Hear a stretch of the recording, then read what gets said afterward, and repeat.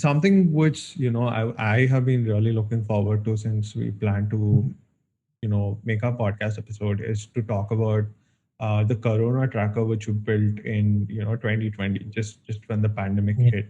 So and not just building the tracker, but actually scaling it up to 5 million users.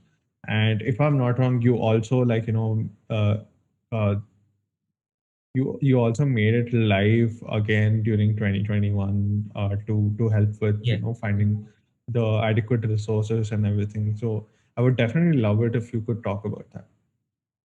Sure, sure. Yeah. So, yeah, first of all, thanks to all the people who are involved in Corona Tracker. Like a lot of folks played their part, and that's how we could, get to like serving so many other people.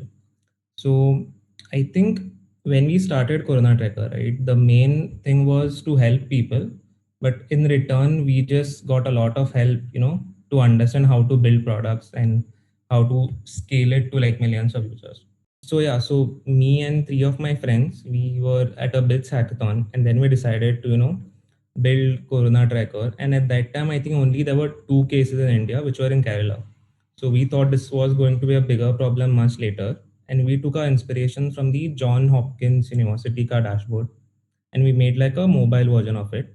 And initially, we launched like a PWA, so a progressive web app which would work for all the users, even Android, iOS, and we didn't have to build like an app, and users can even add it to their home screen, so it's not an issue going to the web browser again and again and opening the app. And I think the first problem statement that we encountered was people back then didn't have like a go-to platform to get like the verified data. And Mm. it was not even a big deal back then because there were only two cases. People are not scared. So once the anxiety started building up, people were looking to go to a dashboard wherein they can see like the verified data. But as time passed, what happened is the number of cases were not scaring them enough, and then they were not worried about India ka cases. They were worried more about their safety and their area. So Mm. it was not about the numbers. After a while, it was more about who is the nearest case to me. So that's when we started working on like a map with like thermal heat map. So basically it gave all the data points of which area is like you know mostly contaminated with coronavirus and stuff like that. So after a point, even people, then another wave of problem came, which was about just tackling the fake news. So many people were spreading any rumors. Then even I think some higher authorities started giving out false numbers and stuff just to lessen the panic in people. So we started another way of maybe like using WhatsApp, Telegram, and Twitter to share like verified data with like daily stats and everything. So we after that problem statement, I think like personal safety became a smaller issue than financial safety. People started losing their jobs, and we also collaborated with some folks, which wherein we would post jobs on our website, and people can also apply to them, or if suppose they have any jobs, they can even apply like job openings on our website. So as we worked on it, the problems kept changing in the user's journey.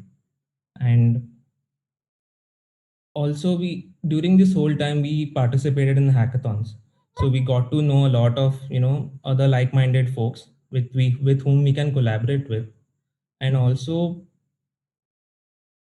yeah, so that was one main reason how we went about solving the problems. And also recently, as you mentioned, we restarted it again during the second wave, wherein we would just help people get to verified resources and amplify their whatever needs. So whatever they wanted, we would just amplify it from our Twitter account.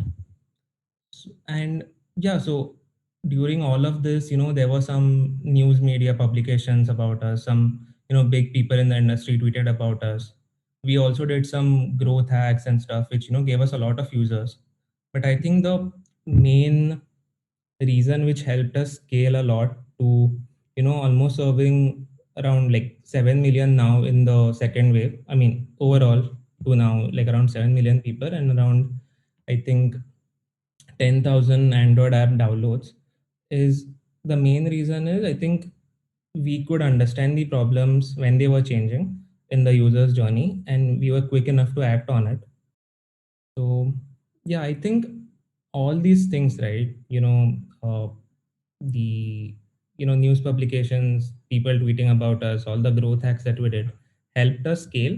But I think the main thing that helped us scale the best is just understanding at what time what the problems were. So, introducing numbers when they were important, introducing the map when it was important.